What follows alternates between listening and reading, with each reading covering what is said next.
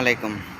ইসলাম bank নাকি দলীয়করণ হয়েছে, তার বিরুদ্ধে জনগণ বিক্ষোভ করতেছে। বিক্ষোভকারীদের উপর পুলিশে হামলা চালিয়েছে, দাওয়া পাল্টা দাওয়া চালিয়েছে।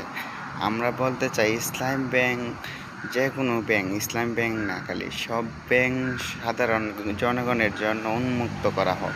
কোনো দলীয়করণ চাই না, দলীয় লোকদেরকে চাকরি দেওয়া হবে এটা আমরা চাই না। ঠিক আছে, সব প্রবাসীরা কষ্ট করে টাকা পাঠায়, কিন্তু কেউ যদি কোনো দলীয়করণ করতে চায় সেটা সীমা লঙ্ঘন করেছে। আসসালামু আলাইকুম।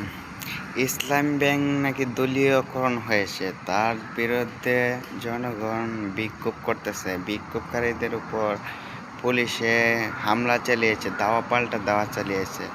আমরা বলতে চাই ইসলাম ব্যাংক যেকোনো ব্যাংক, ইসলাম ব্যাংক না খালি সব ব্যাংক সাধারণ জনগণের জন্য উন্মুক্ত করা হোক।